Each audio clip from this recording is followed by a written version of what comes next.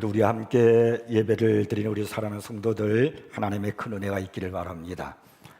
참 코로나19가 너무나도 오랫동안 지속되어서 목사로서 많이 참 염려되고 기도하고 성도들을 생각을 많이 하고 있습니다. 같이 배워야 할 우리 성도들의 얼굴을 보지 못해서 여러분의 얼굴이 많이 보고 싶습니다.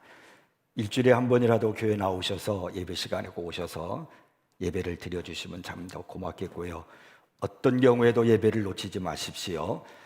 그리고 이제 본당에서 70명까지 우리가 예배를 드릴 수 있으니까 여러분들 이제 교회 오셔서 함께 예배를 드리고, 또 집에서 예배를 드리는 것보다는 교회에 있는 예배의 처소에서 곳곳에서 함께 예배를 드리는 것이 훨씬 더 은혜가 되고 성도들의 교제도 있게 됩니다. 그러니까 꼭 잊지 마시고, 여러분 많은 곳이 예배 드릴 장소가 준비되어 있으니까 교회에 오셔서 함께 예배를 드려주시는 우리 성도들이 되기를 바랍니다. 그리고 이럴 때일수록 믿음을 잃어버리지 않기 위해서 여러분 성경을 꼭 많이 보시고 그리고 기도하는 우리 성도들이 되기를 바랍니다. 자, 제가 또 오늘도 한번 할렐루야 할 테니까 여러분 따라 하십시오. 할렐루야. 네, 영상으로 여러분이 한번 손을 흔드는 거 마음으로 보았습니다. 자, 우리 오늘 말씀을 듣기 위해서 기도하겠습니다. 하나님 아버지 은혜 진심으로 감사합니다. 오늘도 저희들이 예배의 자리에 모였습니다. 아버지 온 마음 열고 그리고 주님을 사모하며 이 시간 주님께 은혜를 받기를 간절히 기도하며 마음을 열어 싸우니 주님께서 한없는 은혜를 내려 주옵소서. 새 힘을 주시옵시고 이 말씀을 따라 살게 하시고 우리들이 이 땅에 살아가는 존재의 목적이 무엇인지를 알아서 하나님 기쁘게 드리는 성도들이 되게 도와주옵소서. 어려울 때일수록 그리스도인의 참모습이 필요합니다. 소금과 빛이 필요합니다. 주여, 우리 성도들 오늘 말씀을 듣고 그 말씀을 따라 살게 도와 주시옵소서. 새 힘을 얻는 시간 되게 도와 주시옵소서. 이종이 제 말씀을 전하오니 성령의 두루마기 입혀 주시옵시고 성대도 보호해 주시고 은혜 위에 은혜를 덧입혀 주시옵소서. 예수님 이름으로 기도합나이다. 아멘. 잠깐 여러분이 한번 이렇게 손등을 한번 보시기를 바랍니다. 손등을, 여러분의 손등을 이렇게 한번 보시고 그리고 이번에는 뒤집어서 여러분의 손바닥을 보십시오. 그리고 여러분의 손마디마디를 한번 세심하게 이렇게 한번 보십시오. 그리고 반대편의 손으로 여러분의 손마디마디를 살포시 이렇게 한번 만져보시기를 바랍니다. 누군가가 여러분의 손에 대해서 다큐멘터리 영화를 찍는다면 어떻게 될까요? 제작자가 여러분의 그 사연을 소개하되 여러분의 손의 일생을 가지고 그것을 바탕으로 영화를 찍는다고 하면은 어떨 것 같습니까? 갓난아기 였을 때부터 그때 나의 모습은 두 손을 꼭 쥐고 아마 태어나서 시작이 될 겁니다. 그리고 이어서 엄마의 손가락을 이렇게 붙들고 있는 조그만 손이 클로즈업 될 겁니다. 그 다음에 걸음마를 이제 배우느라고 이렇게 의자도 붙들고 있는 손, 혼자 먹는 법을 배우느라고 숟가락에 손을 붙들고 흔드는 그런 손, 그리고 엄마의 얼굴을 만진다거나 강아지를 토닥여주는 그런 애정의 손도 아마 찍힐 겁니다. 그러다가 이제는 그 손이 이제 공격의 도구가 돼가지고 형을 밀친다거나 누구를 이렇게 밀어버리기도 하고요. 그리고 또한 장난감을 획 빼앗는 그런 손이 될 수도 있을 겁니다. 그러면서 이제 성장을 해가지고 어느 날 사랑하는 사람의 손을 살포시 이렇게 붙잡고 결혼식장에 들어가는 아름다운 손도 있을 겁니다. 이 손은 감정을 표구하는 도구입니다. 똑같은 손으로 도움을 줄 수도 있고 상처를 줄 수도 있습니다. 내가 이 손을 뻗어낼 수도 있고 또 이렇게 움켜쥘 수도 있습니다. 사람을 내 이 손으로 받쳐 올려줄 수도 있고 그리고 밀쳐 내릴 수도 있습니다. 이 손의 위력이라는 것은 대단한 겁니다. 제멋대로 놓아두면 흉기로 둔갑하는 것이 바로 이 손입니다. 이 권력 때문에 타인을 이 손으로 휘두를 수도 있어요.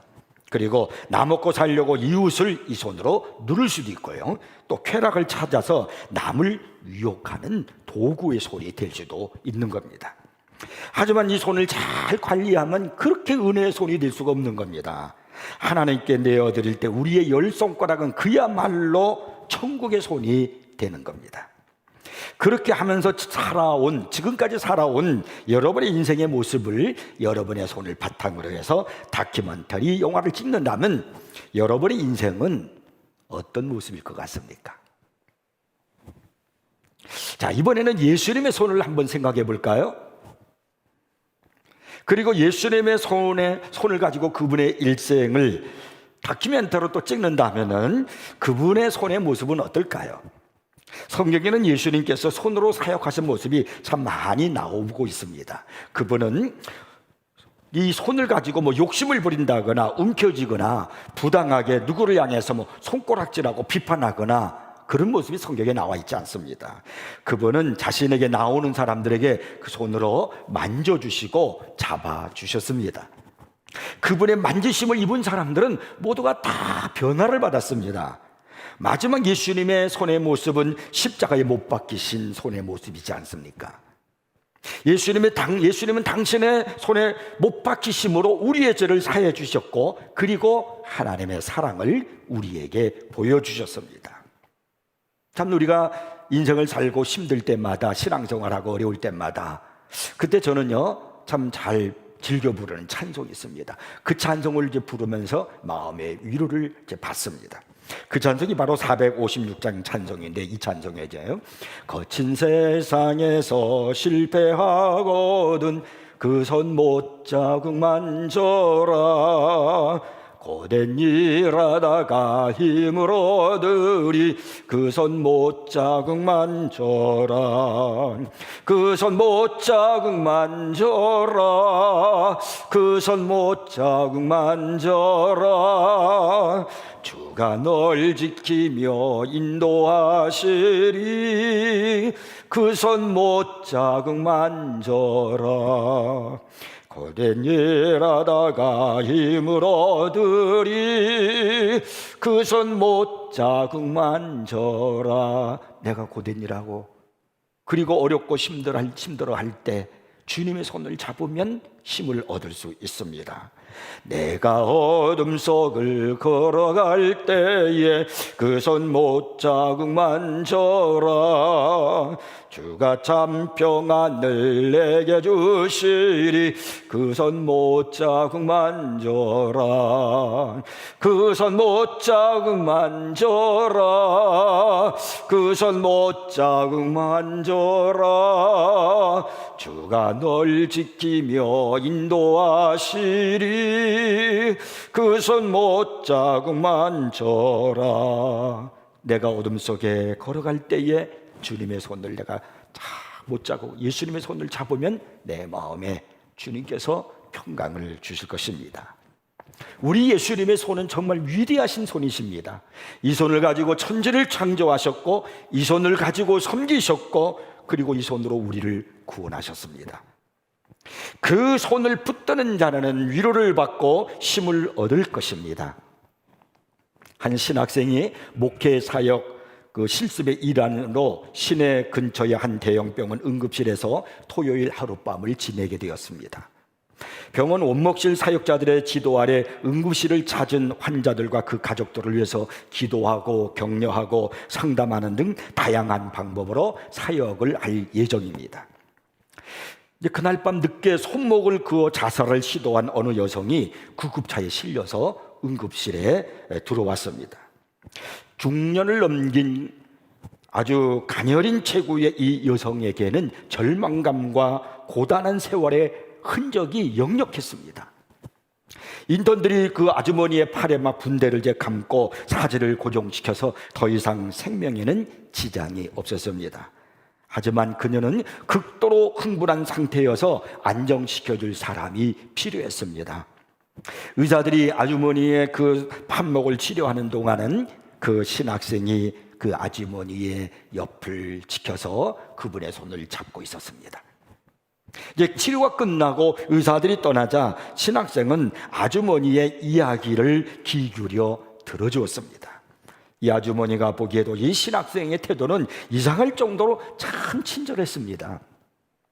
판단하지 않고 섣불리 전도하려고 하지도 않고 잘못을 지적하지도 않았습니다.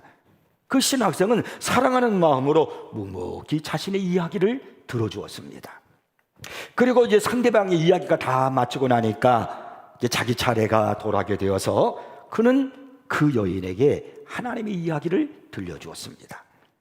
하나님이 그녀를 사랑하셔서 무한한 관심을 갖고 계시며 그녀의 고통을 이해하신다는 그런 내용의 이야기를 그녀에게 들려주었습니다. 이제 이었고 이 아주머니는 모든 치료를 다 마치고 그리고 이제 응급실을 나서면서 그 신학생에게 이렇게 물었습니다. 혹시 예수님이신가요? 참 이 말이 오늘 우리들에게 많이 들려줬으면 좋겠어요. 누군가가 여러분을 향해서 혹시 예수님이신가요? 이 본문은 예수님께서 제자들의 발을 씻어주신 그 유명한 말씀입니다. 우리는 본문에서 예수님의 손에 주목을 하셔야 됩니다. 그리고 그 손은 어떤 손이었는가를 말씀하시는 성령의 음성을 들으셔야 됩니다. 주님의 손은 어떤 손이었을까요? 첫째로 소매를 걷어붙인 손입니다. 예수님께서 십자가를 지시기 전날 저녁에 제자들과 함께 유월절 식사를 기념하기 위해서 한자리에 이렇게 모였습니다. 그 자리에 모인 사람 중 하나가 자신을 팔리라는 그 배신하려는 예수님의 말씀에 그 자가 누구냐는 토론이 제자들 사이에서 막 벌어졌습니다. 제자들의 말다툼은 누가 가장 큰 자인가 하는 주제로 이제 넘어가게 되었습니다. 주님을 배신할 확률이 가장 낮은 사람이 누구냐 하는 그런 것이었습니다. 제자들은 서로 배신은 자신과는 거리가 멀다는 것을 내세우느라고 막 정신이 없었습니다. 이때 주님은 자리에서 일어나셔서 겉옷을 벗고 허리에 수건을 두르시고 대야에 물을 떠서 제자들의 발을 씻으시고 두르신 수건으로 닦아주기 시작하셨습니다. 놀라운 일입니다. 하나님이신 예수님께서 죄인인 그 냄새나는 제자들의 발을 씻어주시다니 말이에요. 베드로 차례가 되니까 그는 깜짝 놀라면서 주여, 주께서 어떻게 내 발을 씻으십니까? 내 발을 절대로 씻지 못하십니다 라고 거절하니까 예수님께서 말씀하시기를 내가 너를 씻어주지 아니하면 내가 나와 상관이 없느니라 이렇게 대답하셨습니다.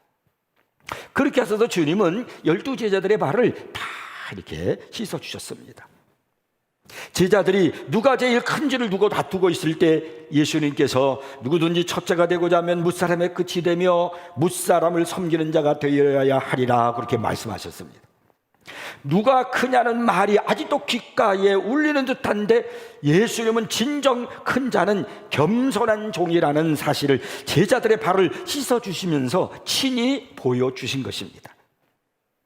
제자들이 예수님으로부터 발을 씻기심을 다 받으신 후에 그들이 표정이 어땠을까? 여러분 우리 한번 상상해 봅시다. 예수님께서 그들의 발을 다 씻어주고 났을 때 그 제자들의 표정, 어두운 캄캄한 밤에 그때만 하더라도 이 빛이 그렇게 흔하지 않았을 때니까 희미한 등불뿐이었겠지요. 거기에 있었을 때 그 모습에 그 제자들의 얼굴의 모습 모두가 다 홍당무처럼 빨개져 있었을 겁니다. 냄새나는 험한 발을 씻어주시는 하나님의 아들 앞에서 스스로 크다고 잘난 체하고 자랑하든 주장하든 그들의 모습이 얼마나 민망했겠습니까? 얼마나 부끄러웠겠습니까? 그래서 그들의 얼굴은요 그 자리에서 모두가 다 홍당무처럼 빨개져 있었을 것 같습니다. 좀처럼 식어지지 않는 코로나19로 지금 우리 사회가 너무나 빡빡해져 가고 있습니다. 사람들의 마음에 여유가 없습니다. 이기주의로 변하고 있습니다. 며칠 전 여론조사에서 발표를 했는데 자신은 방역을 잘 지키고 있는데 다른 사람들은 그렇지 않다고 생각하는 사람들이 의외로 더 많다라고 하는 그런 발표가 있었습니다. 이게 무슨 이야기입니까? 나는 잘하고 있는데 다른 사람들이 잘못하고 있기 때문에 코로나19가 줄어들지 않고 있다는 겁니다. 마음의 여유를 잃어가고 있는 거예요. 이웃에 대한 신뢰를 잃어가고 이웃에 대한 편견을 갖고 있는 겁니다. 여러분, 지금이야말로 하나님의 자녀들이 섬겨야 할 그때라고, 섬김이 필요할 때라고 생각하지 않습니까? 본문에서 제자들의 발을 씻어주기 위해서 예수님께서 소매를 걷어붙이신 그 손을 우리들이 지금은 가져야 할 때입니다. 기독교는 다른 사람들의 발을 씻어주는 겁니다. 기독교는 다른 사람의 행복을 위해서 나의 모든 권리와 자격을 포기하는 것입니다. 예수님께서 소매를 걷어서서 제자들의 발을 씻었다라고 하는 이 이야기는 자기의 권리와 자격을 포기하셨다는 것을 우리에게 가르쳐 주시는 것입니다.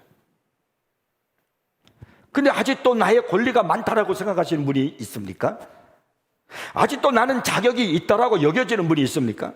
그렇다면 아직도 그분은 기독교의 본질을 이해하지 못하고 있는 겁니다.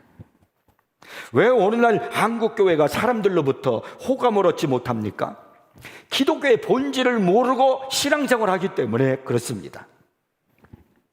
소매를 거두신 예수님을 생각하십시오. 하나님의 아들이신 그분이, 나의 구세주신 그분이 소매를 거두시고 제자들의 발을 씻어주신 그 모습을 여러분 바라보시고 성령의 음성을 들으시라는 겁니다. 그분의 그 모습은 자신의 권리와 자격을 포기하신 것입니다. 하나님의 아들이라는 자격과 그리고 사람들로부터 존경받고 섬김을 받아야 할 그 모든 권리를 포기하신 것입니다. 말로는 결코 아무것도 되지 않습니다. 말로 될 것 같으면 예수님께서 십자가에 달려 죽으시지도 않았습니다. 이제는 여러분 말이 아니라 행함으로 우리의 신앙의 성숙한 모습을 보여줘야 합니다. 이제는 여러분들이 예수님처럼 소매를 걷는 그 모습이, 섬기는 모습이 내가 종의 모습으로 다른 사람을 위해서 희생하고 사랑하는 그 모습을 보여줘야 할 때입니다. 사람들의 마음이 굳어져 가고 있어요. 자꾸 사랑을 잃어가고 있어요. 여유를 잃어가고 있어요. 이럴 때 우리 사랑하는 새인교회 성도 여러분, 성숙한 신앙의 모습으로 예수님을 닮은 그 모습으로 성령 충만한 마음으로 우리의 소매를 걷는 그런 우리의 성도들이 되기를 바랍니다. 그 다음에 두 번째는 활짝 펼친 손이었습니다. 예수님께서 제자들의 발을 씻어주기 위해서는 손을 움직이셔야 됩니다. 손을 움직이지 않고 손을 쓰지 않고 어떻게 제자들의 발을 씻어주시겠습니까? 그러니까 주님은 두 손을 활짝 펴서 제자들의 발을 만지시면서 발을 씻어주신 것입니다. 움켜쥔 손으로는 아무것도 할 수 없습니다. 로마서 8장 32절에 보면은 자기 아들을 아끼지 아니하시고 우리 모든 사람을 위하여 내주신 이가 어찌 그 아들과 함께 모든 것을 우리에게 주시지 아니하시겠느냐라는 그런 말씀이 있는데, 이 말씀의 의미가 무엇이겠습니까? 활짝 펼치신 하나님의 손을 의미하고 있는 겁니다. 자기 아들을, 독생자 예수 그리스도를 내어주시기까지 우리를 사랑하신다는 그 말이 무슨 말입니까? 내어주셨다는 것, 손을 펼치셨다는 겁니다. 다 주셨다는 겁니다. 활짝 손을 펼쳤다는 것을 의미해주고 있는 겁니다.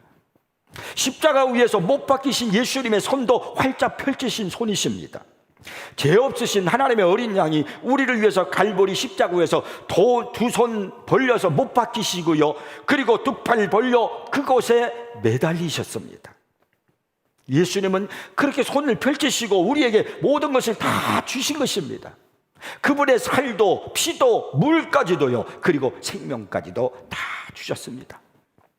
실로 우리 예수님의 손은 활짝 펼치신 손이셨습니다. 전통에 따르면은 악수하는 그 관습은 고대 독일의 격주자들 사이에서 평화의 상징으로 사용되었다라는 그런 이야기가 있습니다. 손을 내밀고 있는 동안에는, 그러니까 상대편에게 악수를 하기 위해서 손을 내밀고 있는 동안에는 칼을 뽑을 수가 없으므로 손을 펴서 내미는 그 두 사람은 서로 친구 사이임을 상징한다는 겁니다. 반대로 주먹을 쥔 손은 탐욕과 이기심을 나타내는 보편적인 상징입니다. 움켜진 손은 닫혀진 마음을 뜻하는 겁니다. 여러분, 우리의 손을 펴읍시다. 하나님이 모세에게 내 손에 있는 것이 무엇이냐 이렇게 물으셨을 때 지팡이입니다 라고 대답하니까 하나님은 모세에게 내 손을 펴서 지팡이를 땅에 던지라 명령하셨습니다. 모세가 손을 펴서 지팡이를 땅에다 던지니까 하나님은 그 지팡이에 새로운 힘과 목적을 부여하셔서 다시 모세의 손에 들려주셨습니다. 그것을 가지고 하나님의 뜻을 따라 모세가 위대한 사명을 감당하지 않았습니까? 백성들을 살려내지 않았습니까? 이스라엘의 존재를 만들지 않았습니까? 여러분의 손에 무엇이 있습니까? 손을 활짝 펴서 하늘 높이 들고 있습니까? 손에 준 것을 모두 하나님께 놓아드리고요, 그분이 주시는 것은 무엇이든 받을 준비가 되어 있습니까? 아니면 아직도 미련을 버리지 못하고 끝까지 붙들고 있는 그 무엇이 있습니까? 아프리카 콩고 지역에 한 사냥꾼이 기발한 그 원숭이 덫을 발명했습니다. 원숭이를 잡는 덫을 발명을 한 거예요. 속이 빈 호리병 박을 다가 안을 다 이렇게 파고 그 다음에 자그마한 구멍을 내고 그 속에다가 땅콩을 이렇게 많이 집어넣습니다. 그러면 원숭이가 그 호리병 박 속에 있는 땅콩을 발견하고는 그 속에다가 구멍에다 손을 집어넣고서 땅콩을 한 움큼 이렇게 집습니다. 그런데 구멍이 너무 작아서 땅콩을 손에 쥔 손이 빠지지를 않는 겁니다. 땅콩에 눈이 먼 이 원숭이는 손에 움켜진 땅콩을 포기하지 못한 채 그냥 그러고 있다가 잡힌다는 거예요. 여러분, 꼭 쥐고 있는 것이 뭡니까? 여러분 손에 아직도 놓지 못하고 꼭 쥐고 있는 거예요. 여러분의 힘으로 어찌해 보겠다고 아등바등 하면서 차마 주님께 드리지 못한 것이 무엇입니까? 뭐 물질입니까? 계획입니까? 아니 어떤 목표, 꿈입니까? 아니면 관계입니까? 손에 쥔 것을 포기하지 못하면 하나님의 복을 받을 수가 없습니다. 펼친 손이라야 성공적인 인생을 살 수 있는 겁니다. 움켜진 손은 교만을 상징하는 것이고요, 펼쳐진 손은 겸손을 상징하는 것입니다. 내가 하나님보다 자신을 더 잘 안다고 생각하고 있기 때문에 손을 꽉 붙잡고 있는 겁니다. 움켜쥐고 있는 겁니다. 그러나 이 활짝 펼친 손은요, 예수님이 나보다 능력이 많으시며 나를 향한 계획이 내가 세운 계획보다 훨씬 더 뛰어나다는 사실로 겸손해서 손을 펼치는 거예요. 그래서 펼친 손은 겸손을 상징하는 겁니다. 우리 모두 이 시간 주님 앞에 이런 고백과 기도를 한번 해봤으면 좋겠습니다. 주님, 제게 이것이 얼마나 소중한지 잘 아시지요. 하지만 이것보다 주님이 더 소중함을 인정합니다. 주님은 제 삶에 더 큰 계획을 품고 계십니다. 이 세상과 함께 사라져 버릴 하찮은 보물에 눈이 멀어 그 계획을 놓치고 싶지 않습니다. 복종과 신뢰로 주님 앞에 제 손을 활짝 펴니다. 이런 기도, 이런 고백 우리가 해야 하지 않겠습니까? 한 재무이사가 주님을 떠나 방황하던 아들 때문에 아주 힘들어했습니다. 자녀 교육이 어렵잖아요. 그분은 결국은 아들을 놓아줄 수밖에 없겠다는 생각이 들었다고 말합니다. 한동안은 그 아들을 감시하고 구슬리고 협박하기도 하고 용돈도 줘봤지만 그러면 그럴수록 아들은 더 잘못된 길로 나갔다는 것입니다. 결국 그분은 손을 떼고 아들을 하나님께 맡겼습니다. 자신보다 주님이 더 잘 하실 것이라는 생각이 들었기 때문입니다. 그들이 놀랍게도 머지않아 아들이 주님과 가족의 품으로 돌아왔다는 겁니다. 여러분도 무거운 어떤 짐을 지고 있습니까? 손을 펴서 그 문제를 주님 앞에 내어놓으십시오. 주님의 손은 우리 손보다 크고 우리보다 능력도 더 훨씬 크십니다. 그러니까 아무것도 염려하지 말고 여러분의 손을 펴서 주님께 맡기면 주님이 여러분을 도와주실 것입니다. 베드로전서 5장 7절에 보면은 너희 염려를 다 주께 맡기라, 이는 그가 너희를 돌보심이라고 그렇게 분명하게 말씀하십니다. 또 시편 37편 5절에 보면은 너희 길을 여호와께 맡기라, 그를 의지하면 그가 이루시고라고 약속하고 계십니다. 또 잠언서 16장 3절에서는요, 너희 행사를 여호와께 맡기라, 그리하면 내가 경영하는 것이 이루어지리라고 말씀합니다. 시편 55편 22절에서는 내 짐을 여호와께 맡기라, 그가 너를 붙드시고 의인의 요동함을 영원히 허락하지 아니하시리로다 라고 그렇게 말씀합니다. 맡기라는 거예요. 여러분의 손을 펴서 주님께 모든 걸 맡기라는 겁니다. 주님이 이루어주시겠다는 겁니다. 펼치십시오. 내가 손을 펴서 빈손이 되었다라고 하는 것은 나를 괴롭히고 있는 문제들, 그 죄와 결별하겠다는 이야기입니다. 더 나아가서 내 자신과 기꺼이 결별하겠다. 그것이 바로 빈손이에요. 손을 펼친 모습입니다. 선교사 스탠리 존슨은 이런 말을 했어요. 사람들은 자아실현을 통해 자기 자신을 드러내려고 애쓴다. 모든 답이 자기 안에 있기 때문이다. 반면 자아 복종에서는 예수 그리스도께 자아를 굴복시킨다. 모든 답이 그분 안에 있기 때문이다. 그러니까 우리가 손을 펼친다라고 하는 것은 나를 주님께 굴복시킨다, 그런 이야기예요. 또한 우리가 이렇게 손을 펼친다라고 하는 것은 내가 다른 사람을 섬기는, 그 베푸는 삶의 손을 의미하는 겁니다. 신명기 15장 7절 8절 보면은 내 하나님 여호와께서 내게 주신 땅 어느 성읍에서든지 가난한 형제가 너와 함께 거주하거든 그 가난한 형제에게 내 마음을 완악하게 하지 말며 내 손을 움켜쥐지 말고 반드시 내 손을 그에게 펴서 그에게 필요한 대로 쓸 것을 넉넉히 구워주라, 이렇게 말씀합니다. 손을 펴서 도와주라는 거예요. 또 잠언서 31장 20절에 보면은 그는 곤고한 자에게 손을 펴며 궁핍한 자를 위하여 손을 내밀며, 이렇게 말씀하고 있습니다. 우리도 예수님처럼 성경에서 말씀하는 것처럼 손을 펴서 어려운 자를 돕고 곤고한 자를 붙들어주는 그런 믿음의 사람, 사랑의 손길이 되기를 주 여러분 축복합니다. 우리에게 사랑이 필요해서 예수님이 우리를 사랑하신 것이 아닙니다. 우리가 서로 사랑하도록, 서로 섬기도록 하기 위해서 우리를 사랑하신 것입니다. 여러분, 그러면 우리가 어떻게 그렇게 손을 펴고 소매를 걷고 이웃을 섬기고 그리고 하나님께 내어 맡기고 그리고 사랑하며 살아갈 수 있는 사람으로 변화될 수 있을까요?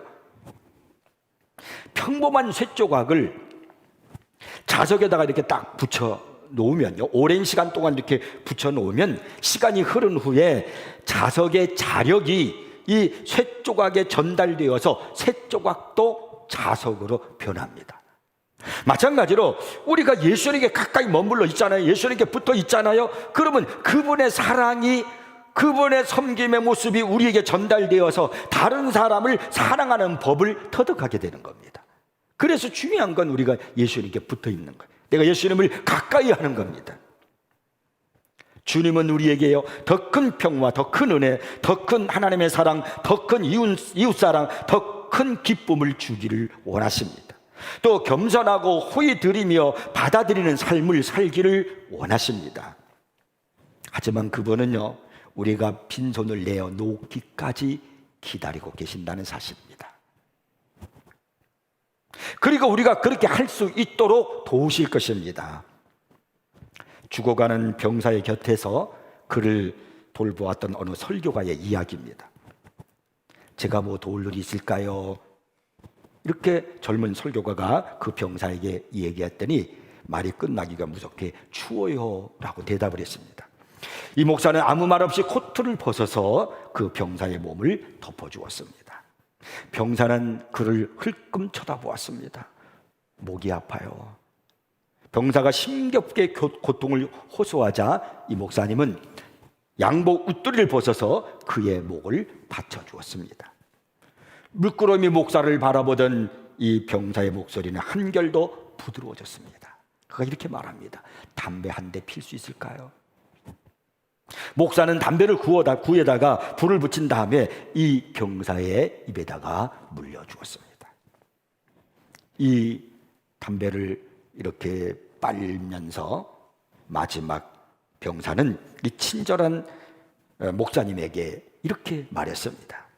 선생님, 성경에 당신대로 이렇게 하라고 말씀하는 내용이 있습니까? 그렇다면 제게 좀 읽어주십시오. 예수님께서는 제자들의 발을 씻기는 일을 다 마치신 후에 이렇게 말씀하셨습니다. 내가 주와 또는 선생이 되어 너희 발을 씻었으니 너희도 서로 발을 씻어주는 것이 옳으니라. 내가 너희 행한 것 같이 너희도 행하게 하려 하여 본을 보였노라. 예수님은 우리들도 자신처럼 되기를 원하시고 계십니다. 예수님은 우리가 다른 사람의 종이 되는 것을 부끄러워하지 않는 사람이 되기를 원하십니다. 예수님처럼 우리도 손을 활짝 펼칩시다. 그리고 여러분의 소매를 걷어붙인 그 손으로 나의 도움이 필요한 사람에게 도와주고요.